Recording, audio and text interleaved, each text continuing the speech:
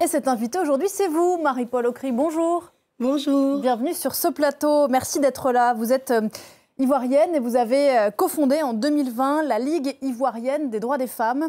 Vous militez au quotidien pour les droits des filles et des femmes dans votre pays. Vous êtes à Paris ces jours-ci avec une délégation de militantes venues des quatre coins du continent qui se battent toutes pour les droits des femmes, contre les violences sexuelles et sexistes, pour la défense des droits sexuels et reproductifs. Quel message d'abord est-ce que vous êtes venu apporter ? Déjà, je suis là sur invitation de Oxfam, CARE et Equipop pour une semaine de plaidoyer auprès des dirigeants français.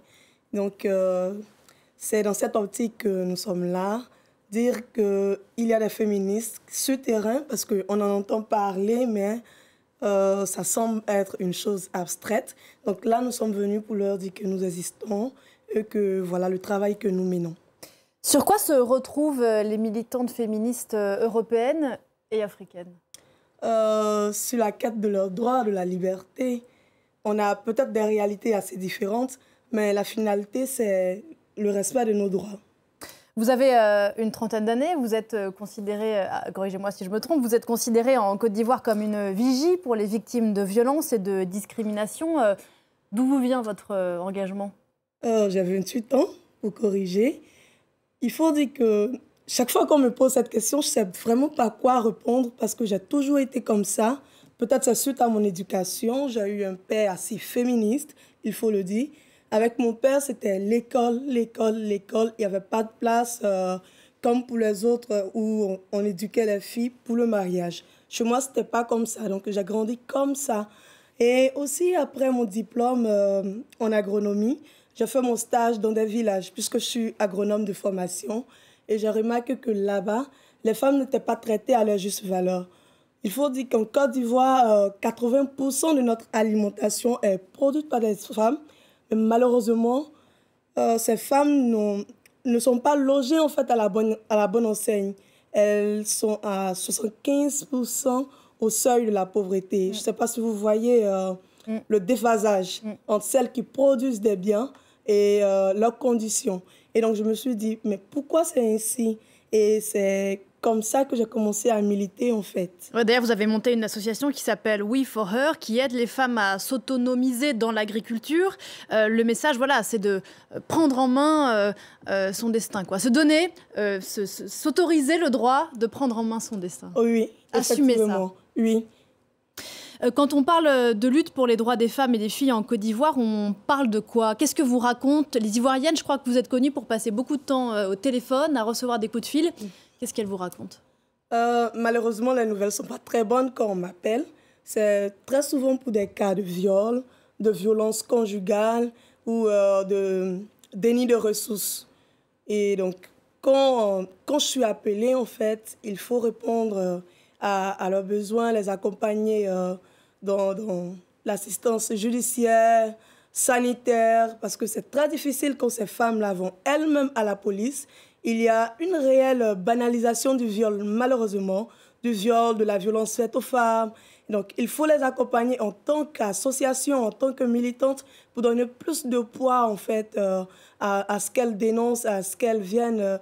à ce qu'elles dénoncent, en fait. Voilà. Et parce que sur ces sujets, les pouvoirs publics sont défaillants aujourd'hui en Côte d'Ivoire ?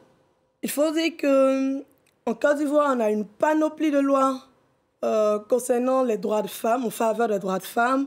On a des lois qui disent qu'il faut porter plainte et ensuite il y aura une suite. En fait, de très, très, très belles lois.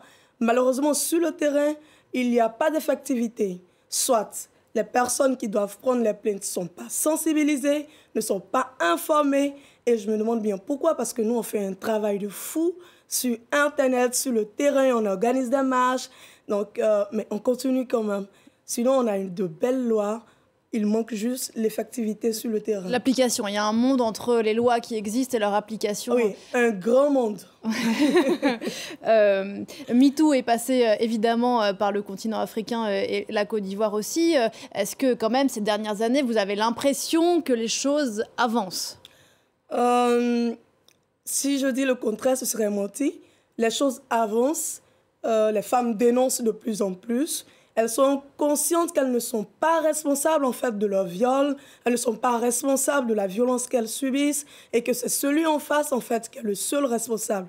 Et ça suffit en fait pour faire parler les femmes. Lorsque je ne me sens pas responsable d'une action qui me cause du tort, automatiquement j'ai la possibilité de porter plainte. Mais dans le passé, elles étaient considérées comme des co-responsables. Et donc là, il y avait des difficultés à porter plainte parce que là, quand elles partent, qu'est-ce que tu avais porté, comment tu étais, pourquoi tu allais déjeuner avec lui et tout. Mais maintenant, elles ont compris avec tout ce qui s'est passé avec le travail de la Ligue ivoirienne des droits de femmes. Elles ont compris qu'elles ne sont pas responsables et qu'il faut parler et que c'est ainsi qu'elles vont changer les choses. Et on y arrive peu à peu. Ouais, lutter pour ses droits et sa liberté, ça implique aussi bien sûr avoir accès à l'information en ce qui concerne bien sûr ce qu'il est possible de faire. Vous parliez des possibilités de porter plainte. Je crois qu'en Côte d'Ivoire, plus de la moitié des femmes adultes ne savent ni lire ni écrire. Vous œuvrez aussi par ailleurs pour un meilleur accès à l'éducation. Vous vous battez voilà, pour qu'elles ne soient pas les oubliées d'une société. Oui, oui, effectivement. Malheureusement, les femmes ne sont pas très scolarisées, mais c'est dû en fait aux pesanteurs socio-culturels parce qu'il y a une phrase assez qui n'est pas drôle mais qui fait rire certaines personnes. La place de la femme, c'est à la cuisine.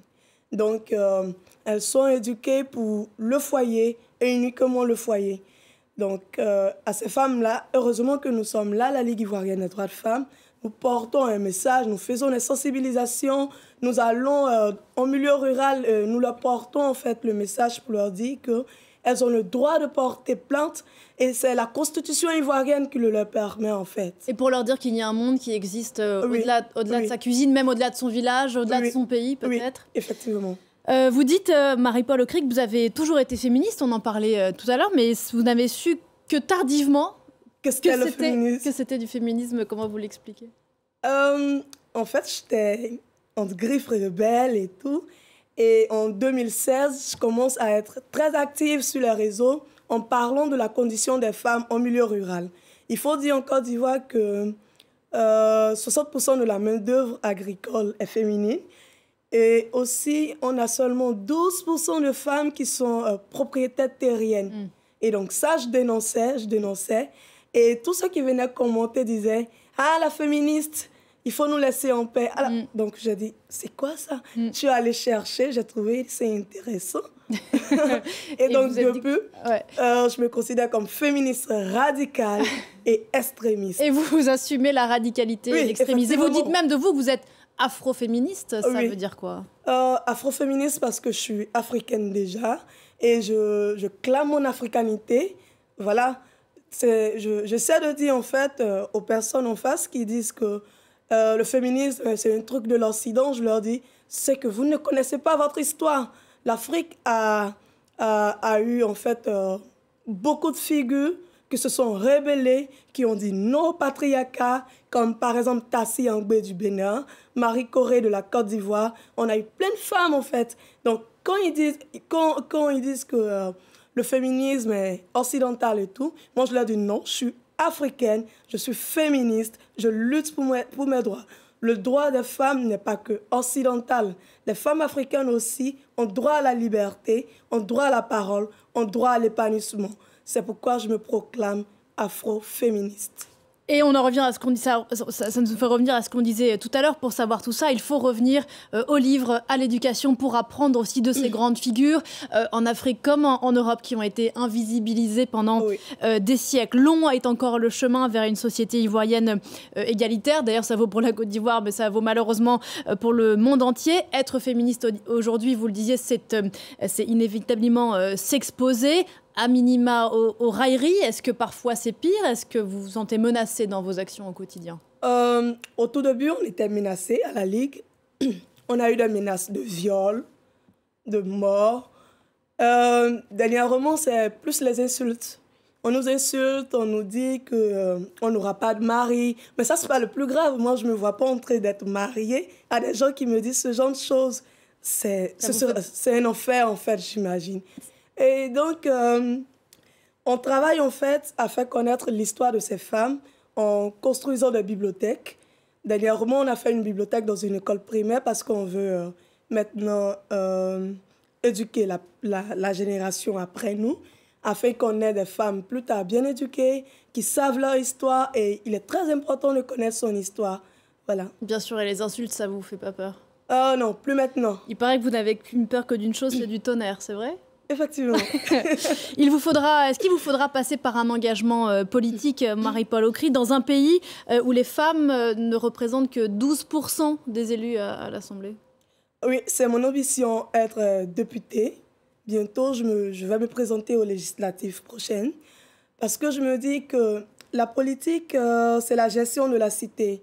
Et nous sommes presque la moitié de la population. Si on ne prend pas part à la gestion de la cité, on aura des choses qui seront forcément faites contre nous. Voilà. Donc, il faut prendre part aux décisions. Il faut aller aux instances de décision. Et je le dis toujours, il faut plus de femmes féministes aux instances de décision pour pouvoir prendre des décisions en faveur des femmes. C'est quoi une politique féministe? C'est pas juste une politique en faveur des femmes, ça va au-delà de ça. Ça va au-delà parce que le féminisme, c'est une politique. Voilà. La définition du féminisme, c'est un mouvement politique qui prône l'égalité. On a des femmes, par exemple, qui sont politiques, mais qui nous parlent de complémentarité, d'équité. Pour parler d'équité, il faut savoir que celui en face de moi est mon égal et qu'il mérite en fait ce que j'ai, il mérite le respect. Donc le féminisme, c'est plus profond en fait. Vous parliez de la radicalité tout à l'heure, vous savez que c'est un mot qui fait débat ici en Europe.